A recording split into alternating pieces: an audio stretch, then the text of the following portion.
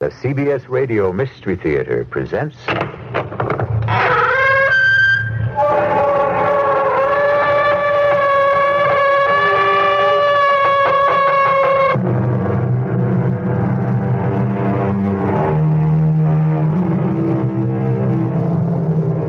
Come in.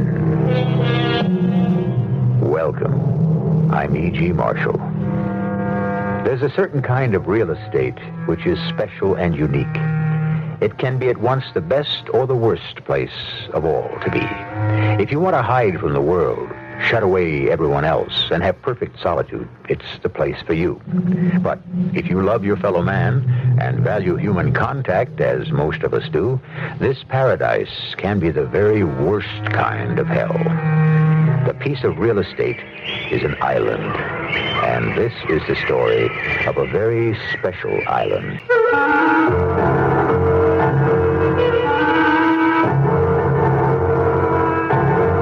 Our mystery drama, The Mysterious Island, was based on the classic by Jules Verne and written especially for the Mystery Theater by Ian Martin and stars Earl Hammond and Leon Janney.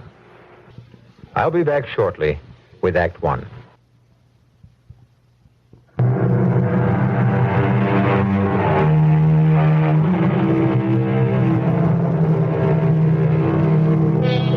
In March of 1865, the Union Army of General Grant had the town of Richmond, Virginia, sewed up in siege. And a curious situation developed. Within the town were many Northern prisoners, Union officers and others whose burning desire was to escape and rejoin the North. But while allowed certain liberties, the town was so strictly guarded that escape seemed impossible. However, just as their prisoners could not escape, the Southern secessionists themselves were also trapped. That is how Forster's balloon came to be manufactured and inflated in the great square of Richmond, waiting on north wind, which arrived on March 18th with a vengeance. What brings you out in such weather, Captain Harding? What else, Mr. Spillett?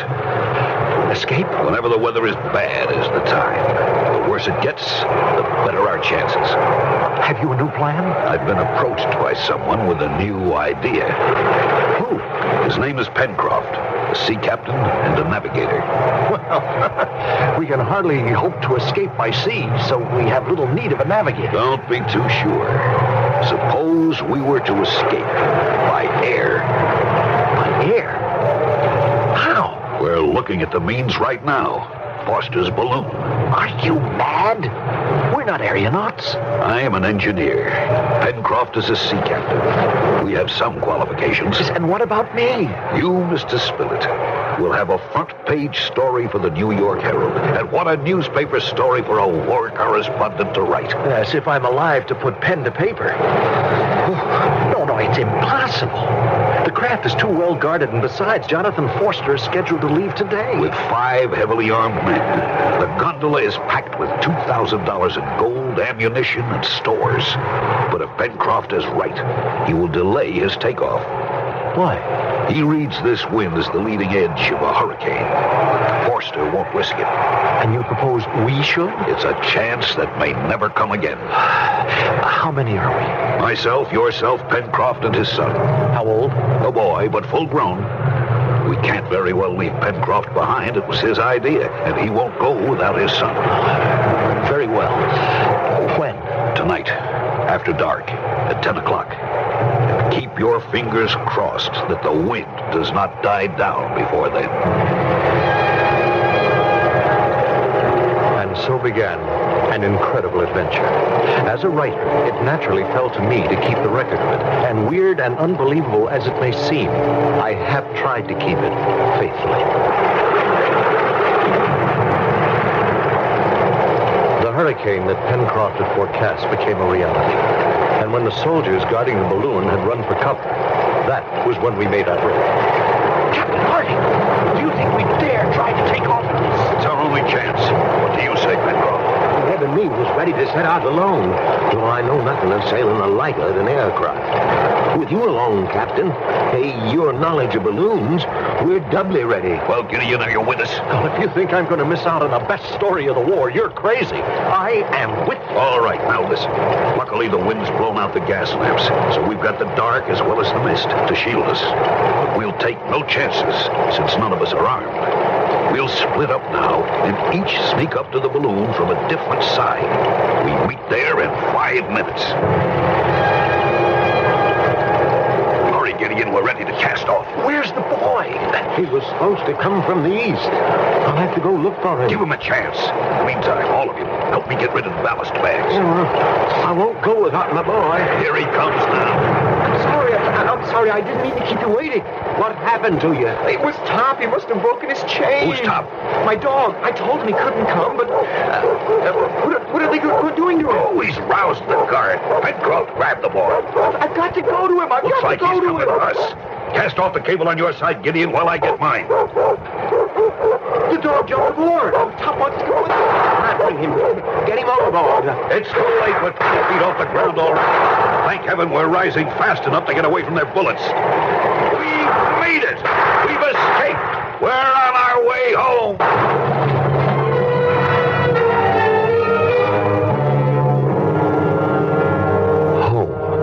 Little did any of us know how long it would be before we saw that again, if ever. No words could describe the terror of the next 5 days.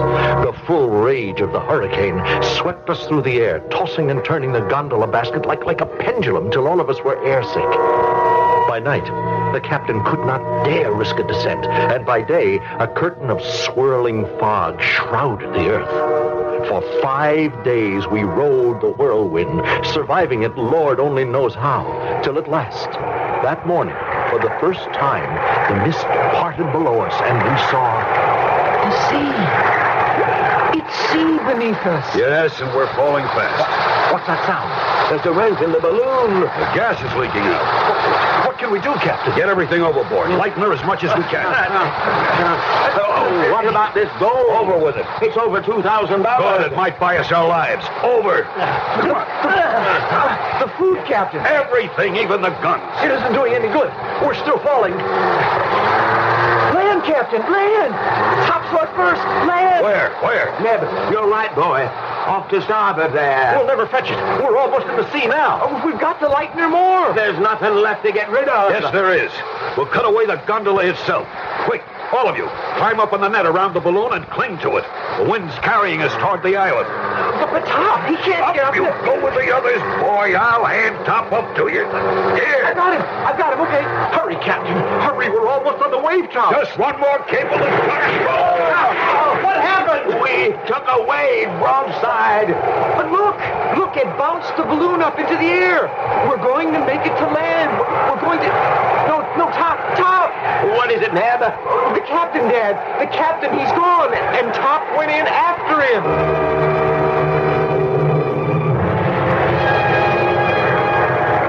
It was true. A wave struck the balloon and carried away Captain Harding and the dog. And the loss of their weight had been just enough to let the collapsing balloon rise and the wind to carry it towards the land.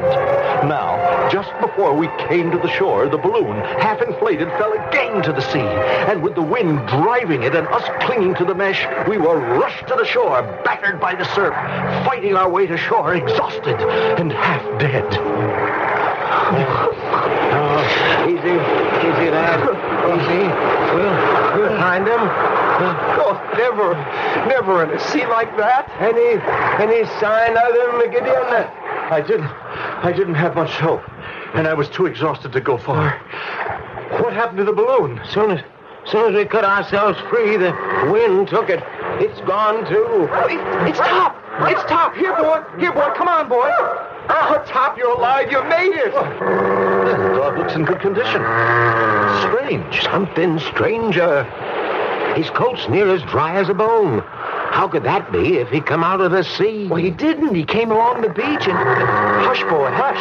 Well, then that means the captain may have made it ashore, too. I don't see a sign of him. If only Top could tell us. Oh, but he is, Mr. Gideon. He is. Look. He's got my sleeve, and he's trying to pull me back the way he came. He's trying to take us to the captain.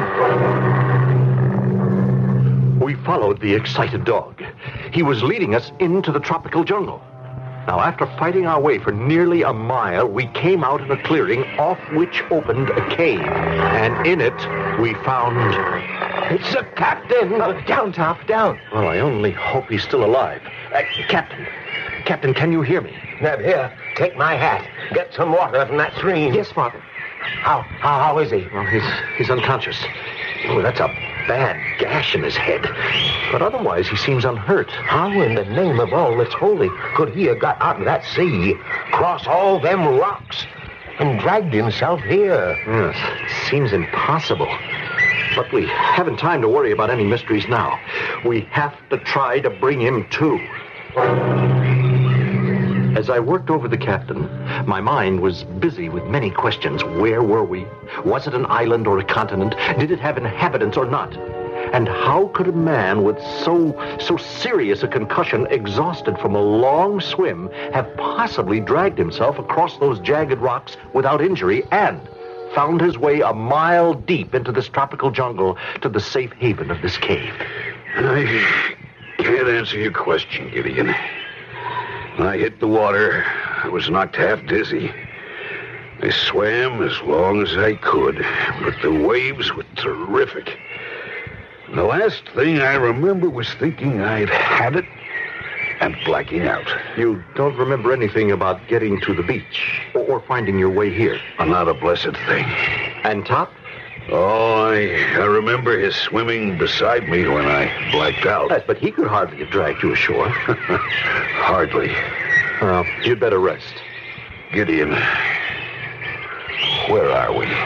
Well, that's what I've been hoping to ask you. I've been thinking about that since I regained consciousness. Now, traveling southeast from a starting point in Richmond at an average of 90 miles an hour ahead of the wind, my guess would be some 7,000 miles away and somewhere in the Pacific. 7,000 miles? Well, the distance is less important, perhaps, than the direction. The question is where we are here. Is it the South American continent, the Asian, the Australian, or is it an island? I can answer that. We seem to be marooned on a desert island. A desert island? How's the captain? Well, much better, as you'll see, Neb. What luck? All kinds of luck. Unbelievable. Washed up on the shore, lashed to two barrels which kept it afloat, a great sea chest full of all sorts of tools and weapons and clothes. Maybe more important, 2 wooden crates. One full of tinned goods, the other ship's staples. Coffee, flour, dried beef, and the like. It's incredible. Washed ashore from some shipwreck? Well, maybe, only... Well, you tell them, Father. All I could say is them rope lashings hadn't been in the seawater long. Someone or something, we think, left those stores for us. And I know for sure I couldn't have saved myself. I had to have help. Divine or... Now, just a minute. If anyone's saying that some supernatural influence hovers around the island... All I'm saying is what I see and what I know.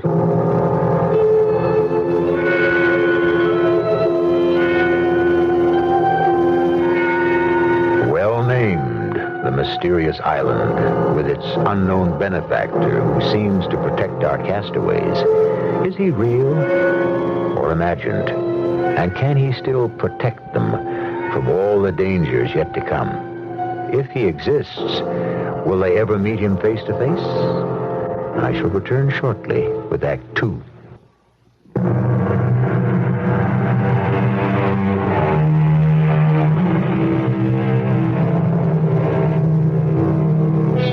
Can you conceive of traveling 7,000 miles in an unguided balloon? Of being swept from one hemisphere to the other? And yet, if you'll take out a map of the world and lay an ordinary ruler from Richmond, Virginia to the southwest, the direction that a northeast wind would blow you, you'll see you could end up somewhere south of the Hawaiian Islands in the midst of a sea that in 1865 was still largely uncharted.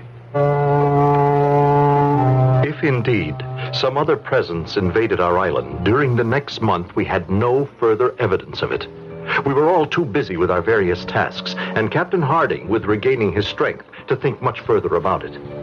One morning, Neb and Pencroft set out to hunt, and I set about constructing some more earthenware pots on a wheel, which the captain had designed. Good morning, Gideon.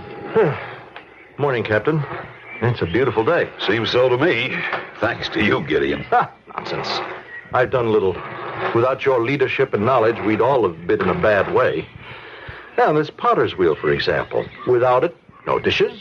The magnifying glass you made from your watch crystal. Without it, no fire. Oh, hundreds of other things. Well, I'd be a poor engineer if I had no knowledge of simple mechanics. Are the others gone? Yes. Good half hour since. Then I'd be an even poorer leader if I didn't face hard facts. What do you mean? We must find a better place to stay.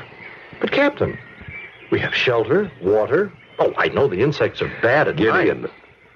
so far we've been concerned with survival. We've managed that. Now we have to consider escape. Escape? To where? Another island, then another, till at last the mainland or civilization. But how? We must build a boat. And to do that, we must be near the sea where it can be launched. Tomorrow I start looking for our new home. 3 weeks later, Captain Harding had found what we came to call Granite House, which became our permanent home. I will never forget the day he first led us to it. A great granite cliff suddenly reared straight up from the beach, a sheer wall facing the sea. To the side of it, we climbed a tortuous path, past a waterfall, till we came to a small plateau with a small lake cupped in it. Around the lake, we followed him to an opening in the granite wall, and then through a continuously downward path till...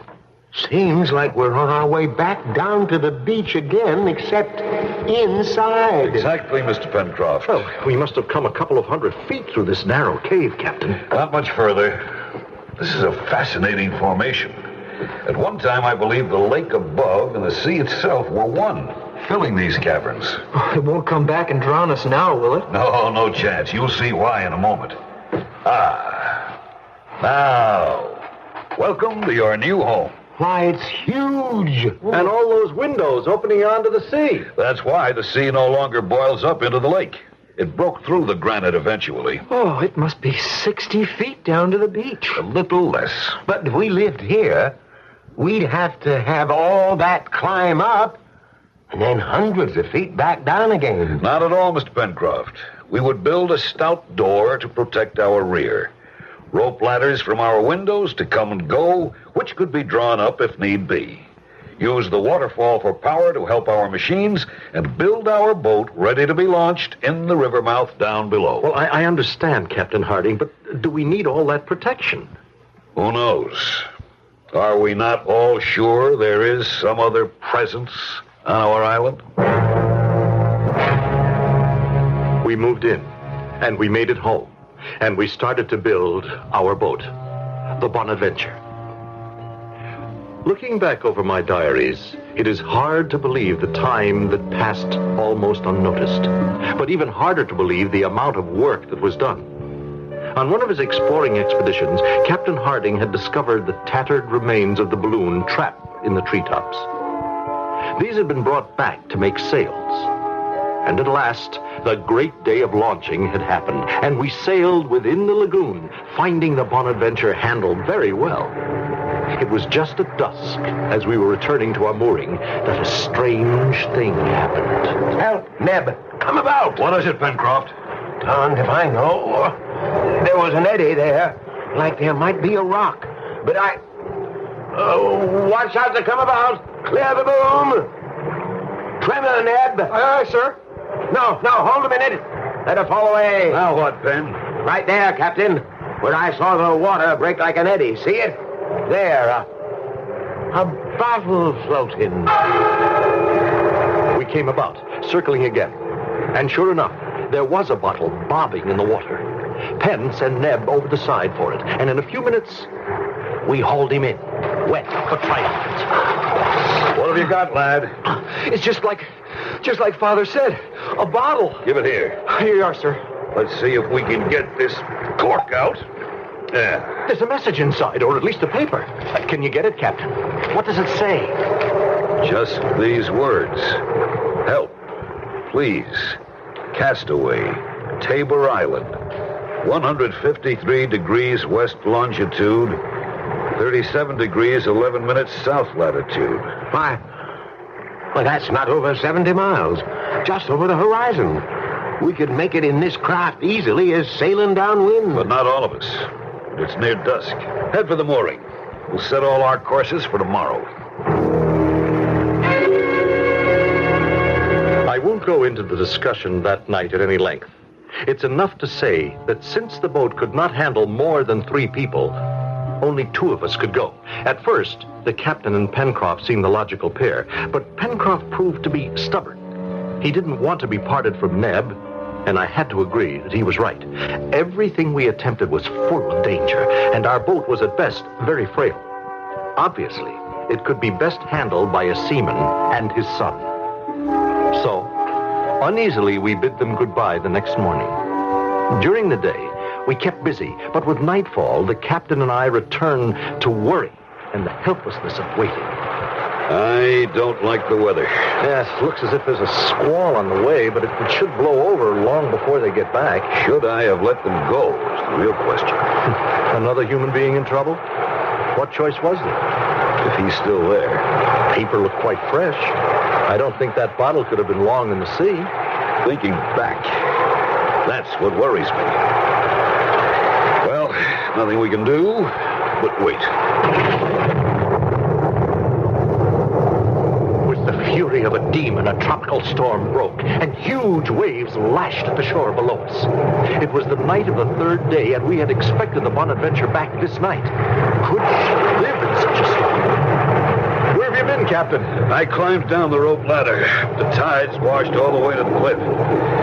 I can't get to the bonfires to light them. Well, perhaps they haven't started back yet. I told them to spend no more than 1 day, and if they found no one, to return. Maybe they saw the storm making up and delayed. Perhaps. Or perhaps the note in the bottle was some kind of a trick. The island may be inhabited. They may have been taken prisoner by some hostile tribe. Oh, I should never have let them. Oh, no, you can't blame yourself. But I do. Particularly for not being able to get to the signal fires. In the dark, before a wind like this, they miss the island. They may be lost forever. They may... Look!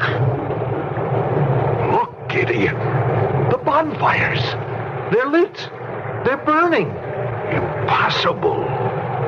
How could any man in this tide reach the point except by sea? And no mortal could live in such a sea. Look out beyond the bonfires. Can you see it winking on the sea? The riding light of the Bonaventure. And the fires will lead it straight to home. It was the bonfires that saved Pencroft and Neb. And who or what hand had lit them was a question lost the following morning in the excitement of their news. For they had found a castaway on Tabor Island.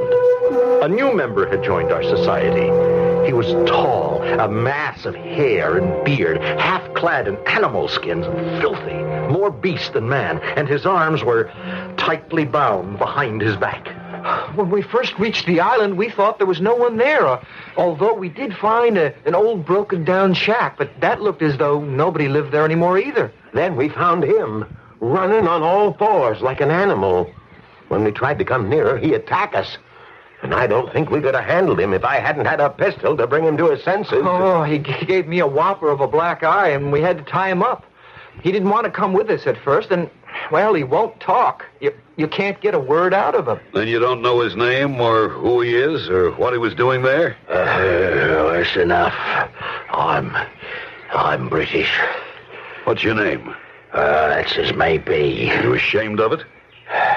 Who are you, Governor? Captain Cyrus Harding. Oh, a military man, eh? Union Army. Never heard of it. You American? I am. What are you doing on this here island? We're castaways, just like you. Captain Pencroft, sea captain that is, his son Neb, and Mr. Gideon Spilett of the New York Herald. Now you tell me, what were you doing on that island? Oh, now that's a long story. Captain Harding! Captain Harding, sir! Yes, Neb, what is it? I think you better bring your spyglass, sir. It looks like there's a ship on the horizon. A what? Here's the glass, Captain. Where's my... Oh, thank you, Pencroft. Where away, boy? East by northeast, sir. About 60 points. By Tophet, you're right, Neb. There is a sail. Can you make her, Captain? She's too low on the horizon yet, but ship it is. We're saved! We're saved! Well, I wouldn't be too sure on that yet, sir. Not if I was you.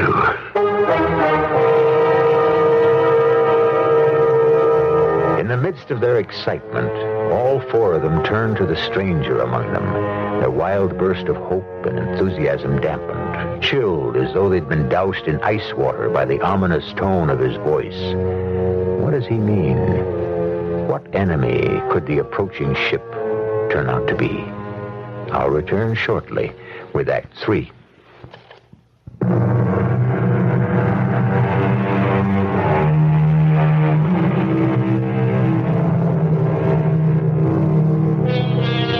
Well, now, let's see. We left our four castaways gazing in surprise and dismay at the marooned man they had rescued from Tabor Island. But he wasn't looking at them.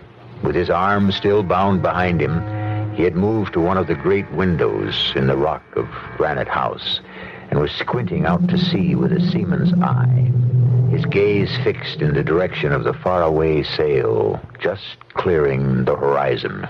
What do you mean you wouldn't be too sure? Of that ship till she comes a lot closer. It'll be an hour or two before she comes near enough to see what she is. It doesn't matter what she is. She's a ship, and it means a chance to get back off this island and home. Pencroft is right, Captain. I'll go light the bonfires. Plenty of time for that, my boy. She might sheer off if she sees no sign of life here. Not much chance of that, I should think. She could mean rescue for you four. And she could be bringing you what I'm afraid she brings me. She could be flying the Black Flag. The Black Flag? A Jolly Roger. A pirate ship. All right, everyone, let's calm down. Pencroft, take my glass and keep a close lookout on that sail. As for you, I think you'd better tell us this story of yours and make it fast. Aye, sir. 'Tis 10 long years since I talked to any man. The words come slow and my throat is stiff, but I'll try. As you may have guessed, my trade was the sea. But in 1855, I'd been on the beach in Australia, and in desperation to keep body and soul together, mixed up in various trades, none of them quite legal, I palled about with another no good, who in his cups more than once claimed to be the legal heir of Lord Glenarvan. You mean the millionaire, the shipping magnate? That's the same. I never paid him much heed. And one night in a barroom fight, he was knifed and killed by another Joey of mine. Joey? An Australian word for friend, Neb. Go on. About a year later, this big steam yacht put into Melbourne, and it's his lordship looking for his son. Between us, Bob Joyce and myself, we saw a real opportunity to make our pile and end up rich. The plan was simple. Lord Glenarvan's ship needed to take on some crew. I was to say I knew where young Glenarvan might be found. And then, ship aboard with some men we had on our side, and enough of Bob Joyce's gold to buy enough others in the crew. For what purpose? The boy was dead. Where could you lead them? Just far enough to sea to take over the ship. Now, don't forget, a steam sail ship in those days in Australian waters. We'd have a freebooter which could own the seas. What's a freebooter? A pirate ship. And I take it something went wrong with your plan. Yes, that's right. One of the crew I tried to buy went to the mate and threw him before Captain Gray. I'll never forget that day as long as I live. This sailor, fully proved guilty of the crime of fomenting mutiny, shall forthwith be hanged from the yardarm as an example. A moment, Captain Gray. May I speak to the condemned? Of course, your lordship. I can do little to save you, but... First, my son is dead. You can take the word of a dying man. Who killed him? That's not for me to say. Give me the name of the man so I can hunt him down, and perhaps I can save your life. Well, why should I protect him now, whatever? The knife was in the back. His name is Bob Joyce. Very good. Bob Joyce. If I find this man, would you be witness against him? Well, that's an hard promise to make. Since within 15 minutes, I'll be dancing on the end of a yardarm. I could intercede. And have me set free? No one can promise that. On his ship by maritime law, the captain is in total command. Yet, I am sure my request could save your life. You do that, my lord. And whenever you need me, just call on me. Oh, his lordship was as good as his word as far as it went. Oh, I was saved from the gallows, but by the captain's orders marooned on Tabor Island for the rest of my life. His lordship has never returned to call on you, as you suggested? No, sir.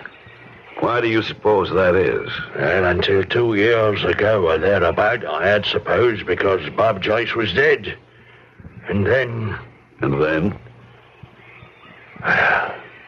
A ship came to call at my island. Oh, I was delirious with joy. But some sixth sense warned me. I let the boat land, remaining hidden in a secret place. Saw the men who felt I had betrayed him, Bob Joyce, and heard him.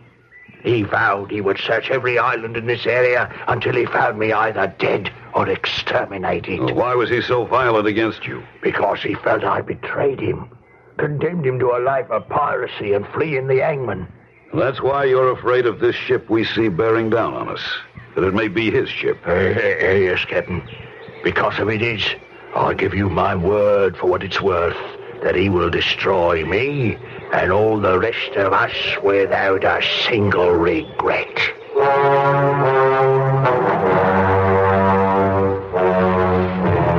I don't think there was one of us who wasn't deeply affected by the story Ayrton told, or not convinced of his honest repentance after the punishment he had suffered.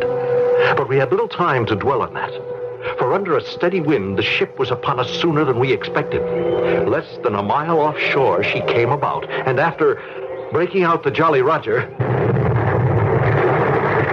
Hold your fire. But she fired on The us. advantage of cannon, she's beyond our range. You're right, Captain. Don't answer her fire. It's what she's looking for. You mean to see if the island is inhabited? That's right, yes. Then if we don't answer, she won't anchor and beat off again? No. We won't be that lucky. Put some boats ashore. Some boats? Aye, lad. There's 40 to 50 men aboard her. Far more than we can handle, except one way. Which way is that? You'd have to trust me. To do what? I see a spit of land going out there. It can't be more than half a mile to the ship from there. It's coming on to nightfall. Free my arms, take me out there, and I'll guarantee to swim to the ship and set off the powder magazine and blow them all to hell where they belong. And if I fail, what have you lost?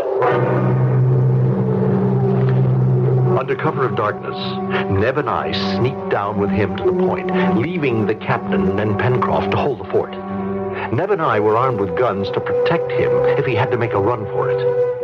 At exactly midnight, he slipped into the water for the long swim, and Neb and I settled down to wait and pray for his safe return.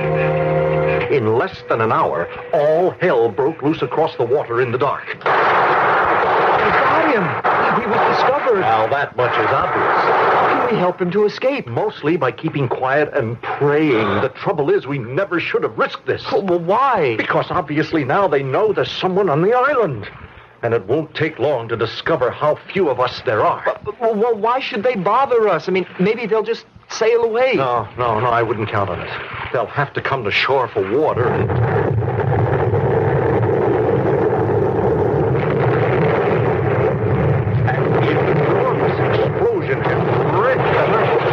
In the flare of it, we could see the ship exploding literally into fragments, which burst into the air in a spray, and for a long time, like a flaming rocket, hovered, till at last all the fragments came down to the sea and hissed out. Once again, it was black. We waited tensely, and at last, we heard the splashing of a swimmer coming near. Guns at ready, we greeted... Mr. Ayrton! Aye, lad. Oh, give me a hand. Here.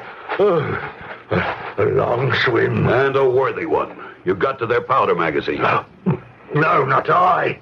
They found me before I could get there. The pirates? Yes, it was them, all right.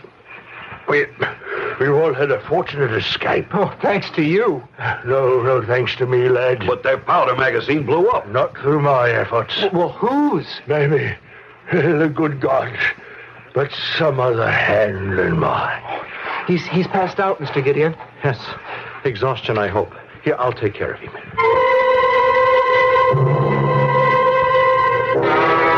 How is he? Not hurt. Just sheer exhaustion. Neb tell you about... Yes, and as you can see, now it's getting light. There's no trace of the ship, and... Well, what is it? Look, maybe that's our answer. To what? To the blowing up of the ship. The chest with the supplies, the bottle with the message. Everything that's been happening to us since we landed on this mysterious island. I looked, and rising from the sea was a sight I had never seen. A man, or was it a man, clothed in rubber, with a great iron bubble on his head and two heavy tanks strapped to his back. Could it be human? Or was it something straight from the bowels of hell? Yes, gentlemen. I blew up your pirate ship. I am the answer to many strange things that have happened to you since you reached this island. Yes, I am, if you will, your benefactor. Now you must help me. But who are you, sir? My name, Captain Harding. It is and will never be other than Captain Nemo. Nemo? The famous Captain Nemo of the Nautilus? And of 20,000 leagues under the sea, the same. But I thought... Well, most people believe that you and your fabulous undersea craft were destroyed. A belief since I shunned the company of men I was happy for the world to accept. For all these years, I have combed the underworld of the sea alone, in peace. And your crew? One by one, Captain Harding, the sea, the rigors of our life, have taken their toll. At last, 3 years ago, I was left alone. And the Nautilus, that fabulous undersea craft. I piloted it to its grave under this granite cave you live in. The well. You used to come up it in your diving apparatus and occupy this chamber for your own. Right. When you came to the island, I wanted to help. I did it the best I could. The chest of supplies and tools. The bonfires that were lighted to bring us home. My rescue from the sea and tops. The bottle with the message that Ayrton was marooned on Tabor's Island. But why? Why didn't you reveal yourself? My history is my flight from my fellow man. And now you choose to reveal yourself? Why? Because I am dying. I have made my last effort in your behalf by blowing up the pirate ship. Now I ask a return from you. What? Buried in a subterranean chamber below this granite house of yours lies the Nautilus. I am going to it to die. I ask you to make it my coffin. What is it you're asking? Restore my diving equipment to me. Let me descend through the well to my rest. Besides the explosive I used to destroy the pirate ship, I brought a chest. My gift to the living. Now let me go. Gift to the living? You may go, but where do we go from here? I can tell you where you must go. Must go? At least away from this island. The forces that trapped the Nautilus are again burbling. There is an eruption coming which, in my belief, will bury this island in the sea. Mark my words. As soon as I descend to my burial chamber, you must set sail. In the Bonaventure? Well, it has barely room for 3. Nevertheless, Mr. Spilett, you must load it to the gunwales. But any reasonable sea would swamp us. You must trust my belief that there will be no unreasonable sea. But where would we head for? Northeast by east, tracing the path you came. Only this time you travel the surface of the earth. Follow the trades, and you will reach the Hawaiian Islands. That's a wild venture. Not if you take my charts and the chest I leave you. Find your way home. And you? The sands of my life have run out. Once I am back where I have lived in isolation for years, I will be content with what is to come. But you, leave fast. We left the island as we came, leaving every possession with weight behind. We sailed bravely away on the Bonaventure, wallowing in the sea. We had been forced there by the prophecy of Captain Nemo when the center of the island started to spout fire and later brimstone, and the whole earth had rolled in a terrifying warning that the island was about to blow up.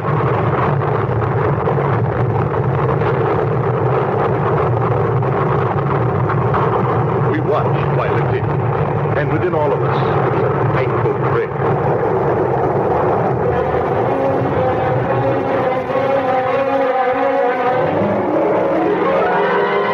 The secret of Mysterious Island, what is it? That life is made to be lived, no matter how we find it, or how it may present itself to us, and that beyond us there is a special being. Yes, if you want to believe in that, and if you do, you can believe that he can make anything possible, or much more important, that through him you can make anything possible, if you just try hard enough. I'll be back shortly.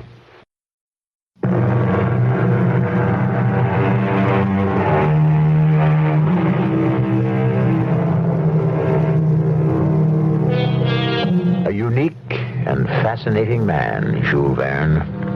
Over a century ago, he was opening vistas far beyond the vision of the ordinary man, charting unknown seas and revealing what lay beneath them, ranging across unclimbed mountains, through virgin forests, reaching even deep into the heart of the earth to bring his readers the world of imagination. Where would the rest of us be if the dreamers and the visionaries didn't possess the keys to keep opening new doors to new tomorrows? Thank God for Jules Verne. Our cast included Earl Hammond, Leon Janney, Jackson Beck, and Roger Barron. The entire production was under the direction of Hyman Brown. This is E.G. Marshall inviting you to return to our Mystery Theater for another adventure in the macabre. Until next time, pleasant dreams.